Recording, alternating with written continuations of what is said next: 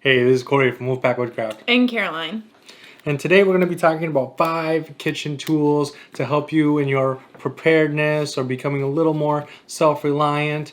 And now I picked 5 kitchen tools that are what I use when I think of prepping and getting ready for disasters and getting ready for different things and helping us become self-reliant.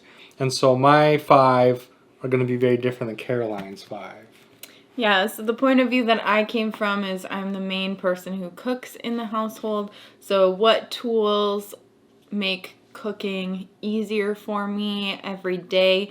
And also I'm really big on food security, so there are a couple things that pair with that, as well as saving money. So yeah, let's get into number 1. All right, so number 1 for me is going to be a dehydrator. Now, a dehydrator is very versatile. You can do a lot of different things with it. You can dehydrate meat, you can dehydrate eggs, you can dehydrate fruits and vegetables. And what it does is it allows you to make it shelf stable, so you don't have to refrigerate it or put it in your freezer. And it also allows you to maximize its lifespan. And so if you dehydrate and make beef jerky with meat, you can last a lot longer so that you're consuming it instead of throwing it away after it goes bad. And so I really think a dehydrator is one of those must-have tools for preppers and people looking to become self-reliant. Mm-hmm. And these are in no particular order either, not like most important to least important. This is just how I saw them in the kitchen when I made my list. Yeah, pretty much. So my first one is going to be a mixer. Now this can be a hand mixer or a stand mixer as long as it has a dough hook attachment. Bread is great for being a prep food, so knowing how to make that, it's cheap, it's filling, and it's easy. But if you're making a lot of bread, it's just so much easier to have that dough hook and have it knead the bread for you.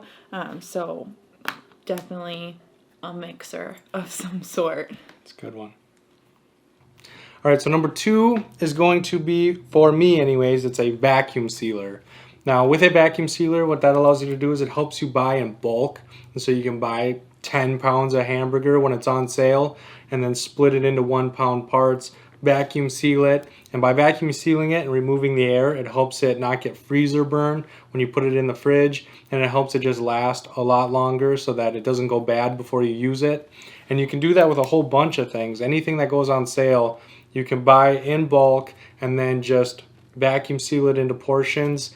And so it really helps you get a lot more bang for your buck. Mm-hmm. My number 2 is an overlap, and so I also have Dehydrator on the list. It's great for extending shelf life. Like if you have vegetables that are on the brink of maybe going bad, you can throw them in the dehydrator and then use them again later. One of the big things that I use my dehydrator for is making my own spices, like garlic powder, rosemary, thyme, like any of those herbs. It's so much cheaper if you plant some of that out in your garden and then dehydrate it than buying spices. And everything that's in there and not questionable preservatives. And the garlic powder, homemade garlic powder, is really good. Delicious. You can tell she's the cook. All right, so number 3 for me is going to be a meat grinder. So our meat grinder attaches to our stand mixer.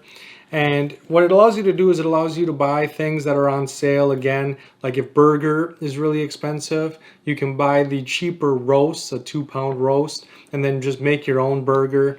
You can also mix different things together, so you can put pork and chicken together or pork and beef together to kind of stretch out the amount of food that you have. You can also put like garlic and onion and different vegetables in the meat as well, so that if you only have a little bit, you can kind of maximize it and get the most out of what you do have.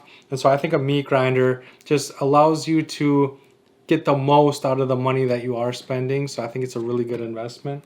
Yeah, make chicken patties. Chicken patties, chicken nuggets. Yeah. A lot of those foods that you buy in the bag, you can make on your own with a meat grinder. Yeah. My number 3 is the Dutch oven. Those things are fantastic. You can cook literally like anything in it. They're amazing for making bread in, deep frying, roasts. You can go from the stovetop to the oven. You don't have to worry about like a certain heat allowance. They're good for all of that.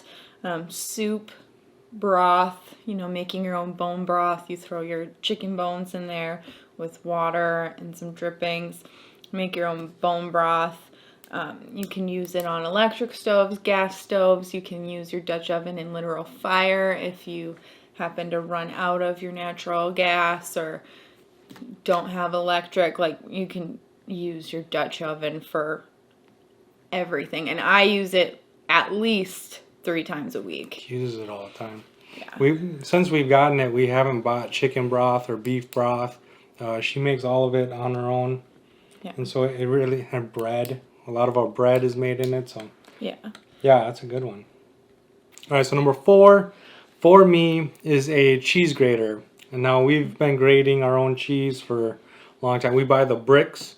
And so our Parmesan cheese, our cheddar cheese, our mozzarella cheese, it's cheaper to buy the bricks and then shred it yourself. And so we've been doing that for a long time. And we'll just shred it and then throw it in the freezer, and so that we have it when we need it. And it's saved us a lot of money. Mm-hmm. Yeah, I love having a cheese grater. And then we go to Sam's Club, buy a big block, shred it up, throw it in the freezer. Super convenient. Big blocks of cheese for really cheap at the Sam's Club. And then, just shred it up. I mean, it lasts us a long time. Mm-hmm. My number 4 is a grease container.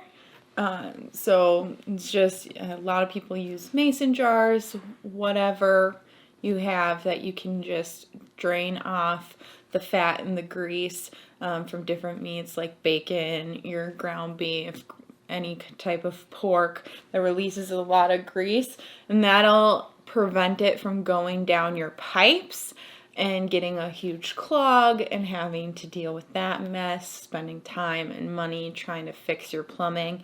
Not a good time.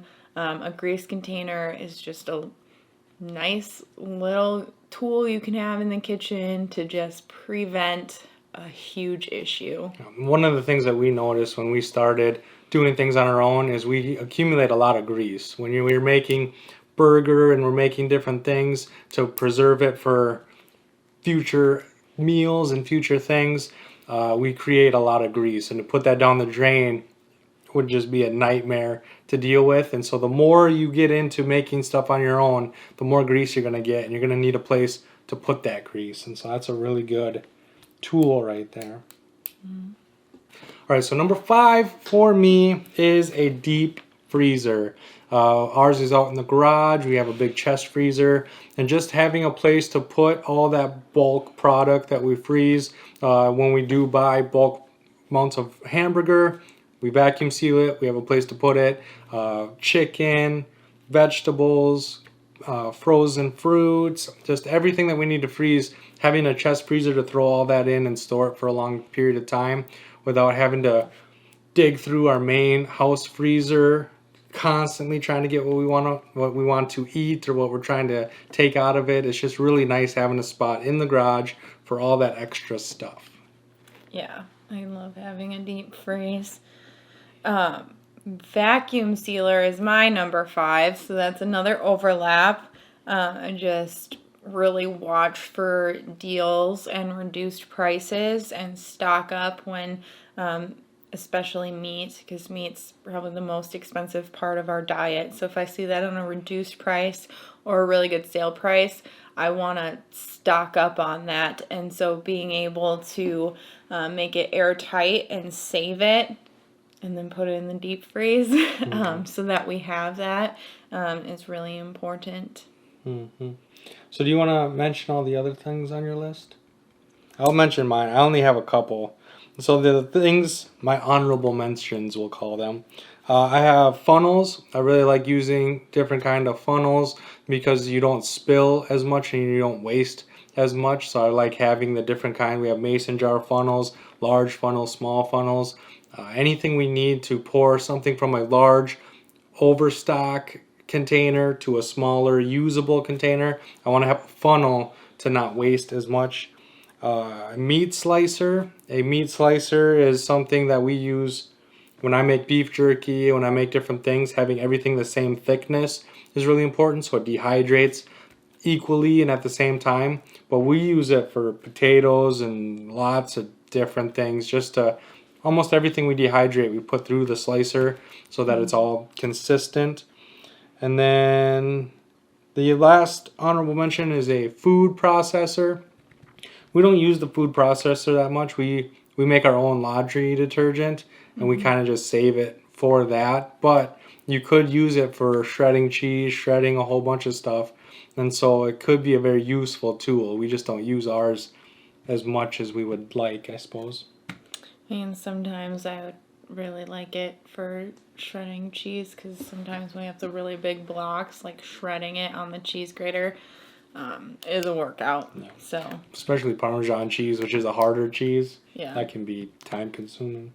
Yeah. I guess the other things that I had for honorable mentions, I had both the food processor and a cheese grater. A rolling pin, again, that's kind of more like if you're trying to save money by making certain foods yourself. So like instead of buying frozen pies or pies from a bakery, I make my own pie. So I need that rolling pin to get the crust thin and consistent, cinnamon rolls. Basically, if you're baking, a rolling pin is almost a must-have. Measuring cups, especially if you're like just starting out using recipes and stuff, they help you make sure that it's consistent so it's the same every time. A good pan, because you want something that's not going to chip and flake like some of those nonstick pans and end up ingesting that, because that's not good for you. But you want to have a pan that you know how to cook with also, because if you don't know how to cook on like stainless steel and you ruin the pan, that's not going to get you anywhere either. And then glass Pyrex dishes, that helps for making different meals and storing those, and you can just bake right in there. You throw them right in the freezer too. Yep. So you can, instead of doing takeout, you can just pull out a lasagna. Right. Throw that in the oven, and you know, you saved yourself some money. So if you are making a recipe, you can just double it. I'll make 2 lasagnas, put one in a glass Pyrex, seal it up, throw it in the freezer, and then next time we're hungry and we want to go out to eat, instead of going out to eat, we'll just run in the freezer, grab that lasagna that we made however long ago, throw it in the oven, and then we can eat that instead of going out to eat all the time. Yeah, saves you money, helps you eat better. So obviously, there's real ingredients and yeah, McDonald's. Yeah. Yeah. So those were mine. All right, so those are our kitchen tools for self-reliance and preparedness. Let me know what your favorite kitchen tools are in that comment section down below. We will leave links to some of this stuff. I don't know if I'll be able to link to all of it, but some of it will be in the description box down below. Those Amazon links are good for 7 different countries, so give them a click, check them out, and I can't wait to see you on the next video. Hey guys.